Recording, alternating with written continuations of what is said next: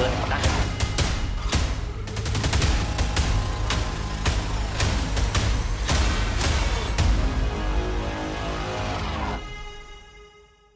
It was a rainy July afternoon in 2017 in the quiet Tui Wat Thana neighborhood of Bangkok. Mostly middle class, but with a few upscale houses sprinkled in. One of these homes belonged to a guy named Alexander Kies, a 26-year-old Canadian with a taste for the finer things in life. On that day, Alexander was having yet another problem with his koi fish. He was on the phone with his dealer, furious. "I want a kawaku, the one with the silver scales. It's the king of koi," he demanded, pacing around. The dealer apologized. "We won't get another Jinrin kawaku until the fall harvest. Maybe I'll just go to Japan and get one myself," Alexandre snapped before hanging up. It wasn't the first time the koi pond had been a hassle. In fact, it was just one of many headaches for Alexandra, who was in the middle of building his fourth home in Thailand, worth a whopping 7.6 million. His wealth didn't stop there. He had a villa in Cyprus, another in Antigua and Barbuda, and, of course, expensive tastes to match. But this mansion, when finished, would be his crown jewel. Yet as Alexander looked out the window, it seemed like the universe had other plans. A car had crashed right into his front gate. "Perfect," he muttered, "as if I didn't have enough to deal with." Without bothering to put on a shirt, he rushed outside. His neighbors had already gathered, watching the scene unfold as three people from the crashed car argued about something. "How do you not know how to make a three-point turn?" one of them yelled. Alexander stormed over. "What's going on here? I need to see your insurance info." The driver, almost too calmly, replied, "Sure thing, Marquesas." Alexander froze. "Wait, how did they know my name?" Suddenly, a van rolled into the driveway, and out poured federal agents, their jackets reading "Raid." Before Alexander could react, they were on him. He bolted. He didn't even think, just ran towards a nearby field. But the agents caught him in no time. As they shoved him into the van, more agents flooded into the house. The neighbors stood there, stunned. Alexander and his wife had always kept to themselves, but all that money had definitely caught attention. The neighbors had no idea who Alexander really was. They thought he worked in the hotel industry. What they didn't know was that Alexander was the mastermind behind AlphaBay, one of the largest dark web marketplaces on the planet. The feds found his unencrypted laptop still logged into his admin account, something Alexander had conveniently forgotten. It wasn't his first mistake. The arrest was huge, but it was only the beginning. Alexander was just one of the first big players to fall. This would kick off the biggest dark web bust in history, known as Operation Bayonet. A year or two earlier, Alexander had just parked his shiny new Porsche Panamera in his driveway, a sleek black beauty worth over $90,000. He went inside and logged into his forum account for Roosh V's community, a space full of alt-right rhetoric and questionable advice. If you're not familiar with Roosh 5, consider yourself lucky. He's a pickup artist, blogger, and self-proclaimed alpha male who's known for writing books on how to pick up women from countries around the world. Alexander went by the username Romeo in the forum, though with a twist, Raw instead of Ro. He posted regularly. One of his most popular threads, "The most beta thing you've ever done." And let's just say his posts were often a mix of brags, controversial opinions, and borderline offensive content. Today, he was posting about his car. "Just got my new wheels, tricked out Panamera with all the specs. Thai girls love supercars." Someone quickly called him out. "Bullshit. The only thing sadder than owning a Porsche is lying about owning a Porsche." That did it. Alexander was furious. They want proof? Fine. He grabbed his phone, hopped into the Porsche, and filmed himself driving around the block. When he came back, he proudly flipped off the camera and uploaded the video to the forum. Soon, a few forum users commented, "Nice wheels," and "Congratulations," but one remained skeptical. They wanted to know how Alexander afforded all his luxury cars and homes. He claimed it was from smart investments and cryptocurrency, but the doubt lingered. "We all have our businesses," he typed, with a smirk. Let's leave it at that. Born in 1991 in Quebec, Alexander was a brilliant kid with an IQ of 142. He skipped a grade, excelled in programming, and by 14, was already hacking. He didn't party, According to his parents, he didn't even smoke, often lecturing his father about quitting. But Alexander was what you'd call morally flexible. He loved money, obsessed with it even. His friend later remarked that he always knew Alexander would cook up some kind of scam. By 2008, at 18, Alexander visited Thailand and fell in love with the country. In 2012, he moved there and married a woman named Sunisa, whom he met on a matchmaking site. Officially, he worked in software development, running a company called EBX Technologies. It was supposed to help small businesses with websites, but the dark web's promise of untraceable riches soon drew him in. The dark web, a small portion of the deep web, wasn't something you could find on Google. It was a hidden part of the internet that required special encryption software to access. Tools like Tor, developed by the US military in the late 90s, allowed users to browse anonymously, masking their identities by routing requests through random servers worldwide. This anonymity made it a perfect environment for illegal activities.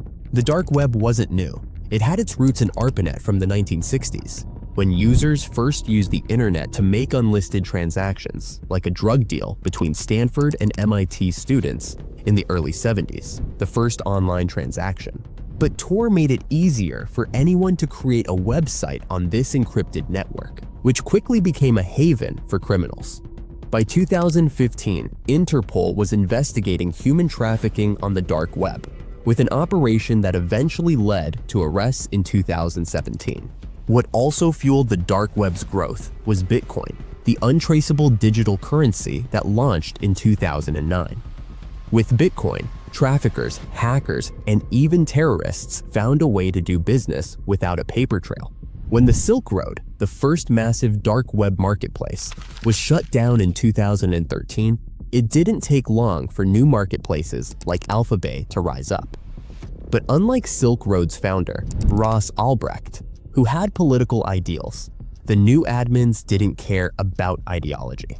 It was all about the money. Some even stole directly from their users. In the case of Sheep Marketplace, the site was shut down in late 2013 after a vendor allegedly swiped $6 million in Bitcoin from an escrow account.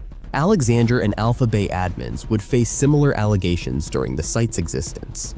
The dark web, after all, was the perfect place for someone to make a fortune, no questions asked. Alexander Kazis founded AlphaBay in 2014. For him, selling drugs was just a means to an end. He was more ambitious than other rip-and-run marketplaces that had sprung up after Silk Road's downfall. AlphaBay wasn't just a marketplace for drugs. It offered stolen credit cards numbers, fake IDs, guns, and even online fraud tutorials. Users could buy guides on phishing, email hacking, and even stealing banking information. There were two things AlphaBay didn't sell though: child pornography and hitman services. These would attract too much heat. If Silk Road was the Amazon.com of drugs, Alexander wanted AlphaBay to be the eBay of the dark web. The platform allowed users to place bids, and vendors could build reputations based on completed transactions. Within 90 days of launch, AlphaBay had 14,000 new users. But not everything was smooth sailing. Alexander had a lot on his plate. Beyond managing security, he had to oversee all the programming, promote AlphaBay on Reddit and other forums, and resolve disputes between vendors and buyers. Alexander barely had time to enjoy his cars, villas, and mistresses. On AlphaBay, Alexander went by the handle Alpha2. In the fall of 2014, he logged into his account, only to see his blood run cold. Someone had hacked the site, running their own commands on his server. Was it a ransom attack, or worse, law enforcement? As Alexander scrambled through server logs, he received a message from a user named D-Snake. D-Snake was a veteran of the carding community and had risen through the ranks of AlphaBay. He wanted a job. Alexander, desperate for help, brought him on as AlphaBay's security administrator. D-Snake proved to be valuable. Together, they shared the workload as AlphaBay continued to grow. By 2016, it had become the largest dark web drug marketplace, far surpassing Silk Road. It accepted more cryptocurrencies, including Ethereum and Monero. By 2017, the site had 400,000 active users and generated up to $800,000 in transactions per day. Alexander earned a 2% commission on every transaction, raking in tens of millions of dollars. But even with DSnake, security issues persisted. In 2016, a Redditor discovered a flaw that allowed users to access anyone's private messages. Alexander closed the exploit, but a year later, another hacker, Cypher007, stole 218,000 private messages, exposing personal details of buyers and sellers. Alexander had to pay Cypher07 to keep the breach quiet. While Alexander's dark web empire grew, so did the risks. Law enforcement was closing in, and the FBI was learning quickly how to fight back against crimes on the dark web. Their first official investigation, Operation Onion Peeler, began in 2013 and led to the takedown of the Silk Road. It showed them just how outdated their policing methods were. The FBI soon realized that dark web trafficking was an inherently international affair. A site like Silk Road might have servers in one country, the dealer in another, and the buyer in a third. Law enforcement couldn't afford traditional methods anymore. It wasn't enough to target small-time dealers or buyers, as they were mostly anonymous to each other. Instead, they had to go after the kingpins. But going after dark web leaders wasn't easy. The use of Tor browsers and PGP encryption made it nearly impossible to track them. Law enforcement would need to wait for a mistake, something even the most careful criminals eventually made. By 2016, the FBI was aware of AlphaBay and its activities. The online drug trade hadn't slowed down after the Silk Road shutdown. In fact, it had exploded. America was deep in the opioid epidemic, and AlphaBay was a significant part of the supply chain. There were thousands of listings for opioids, including fentanyl, on AlphaBay. In 2017, authorities arrested a group of dealers buying fentanyl from China and selling it on AlphaBay. Their operations had already led to numerous overdoses in the US, including one involving two 13-year-olds in Park City, Utah, who overdosed on a synthetic opioid purchased from AlphaBay. The pressure to shut down AlphaBay was mounting. The FBI's Sacramento field office took charge of the investigation, calling it Operation Bayonet. Special Agent Nicholas Philippides led the operation. He even gave it the name himself, a pun on Bay for AlphaBay and Net for the internet. Philippides went undercover on AlphaBay, hoping to make some purchases and catch a few dealers. But when he received a welcome email from the site, he noticed something strange. It was sent from a regular Hotmail address. Upon further investigation, Philippides discovered that the email was linked to a LinkedIn profile and PayPal account for a Canadian company called EBX Technologies. The owner? Alexandre Casas. The investigation quickly pieced together the puzzle. Alexander used the handle AlphaZo2 on AlphaBay, and a forum post from 2008 confirmed his connection. Law enforcement reached out to the Royal Thai Police, where Alexander was living, and began tracking his Bitcoin transactions.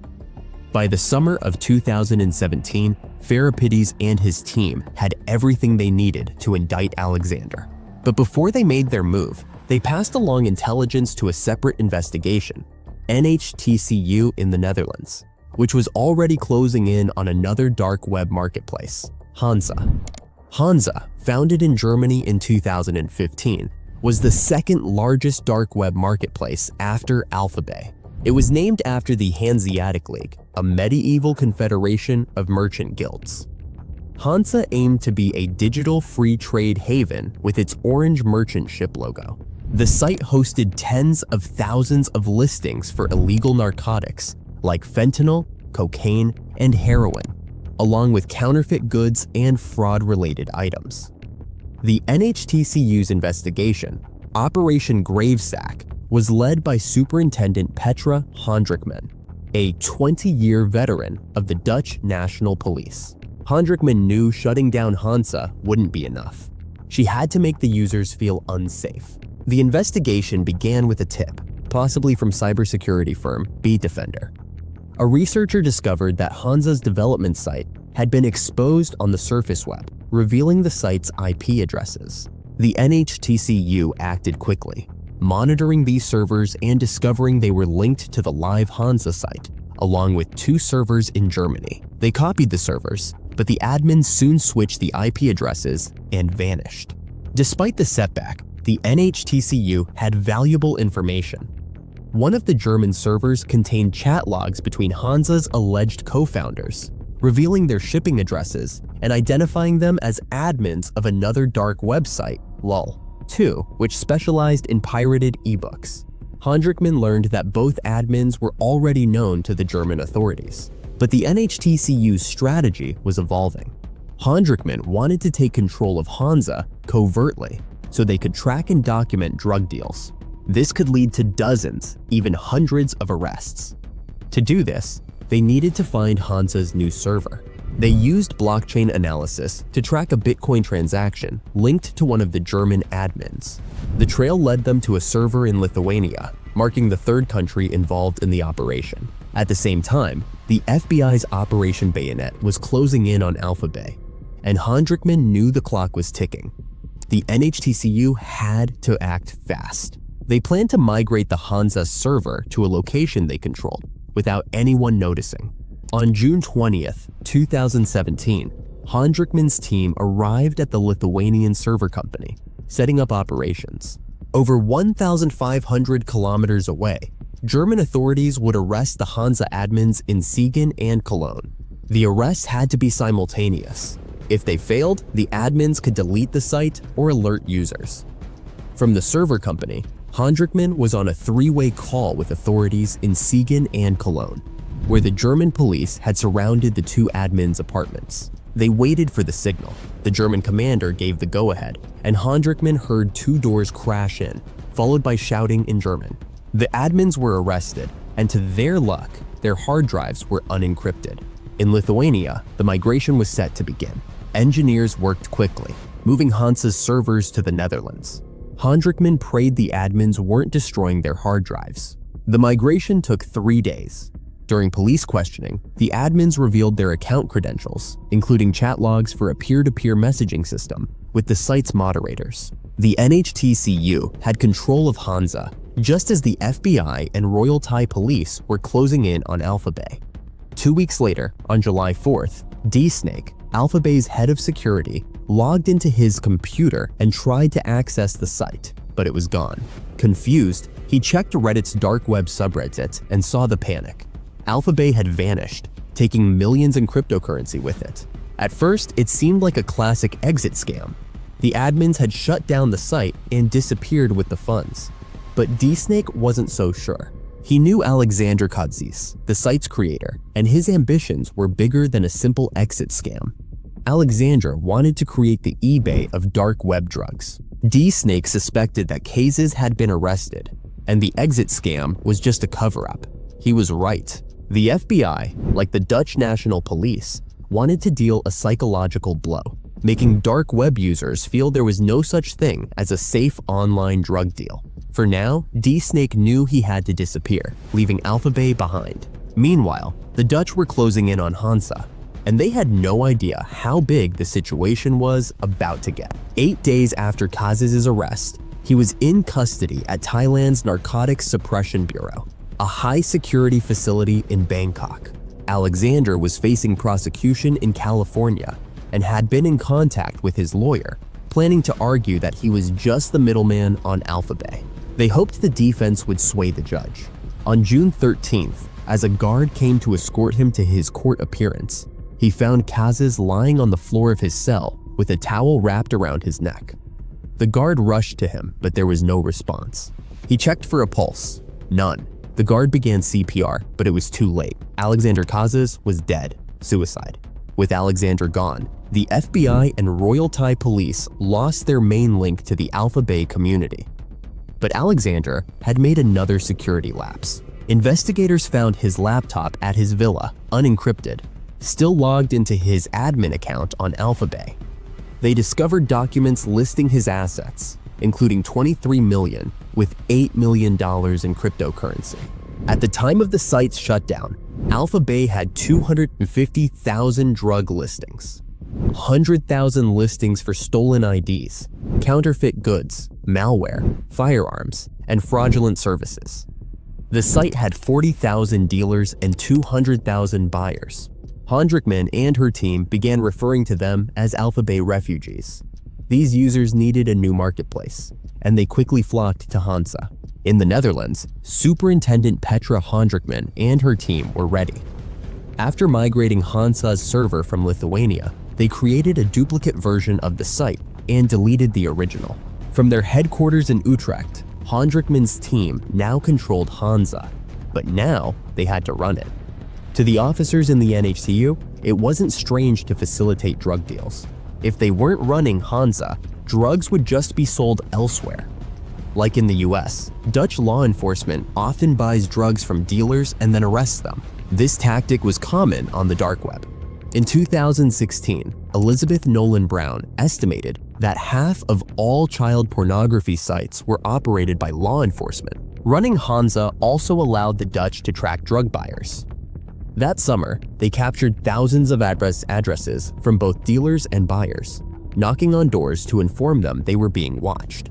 The NHTCU had spent months preparing to take over Hansa, studying the German admins' chat logs and learning their personalities. They impersonated the admins in shifts, gaining the trust of Hansa's moderators. When AlphaBay refugees arrived, the NHTCU used the opportunity to adjust the site's rules, banning the sale of fentanyl and ensuring compliance with Hansa's policies.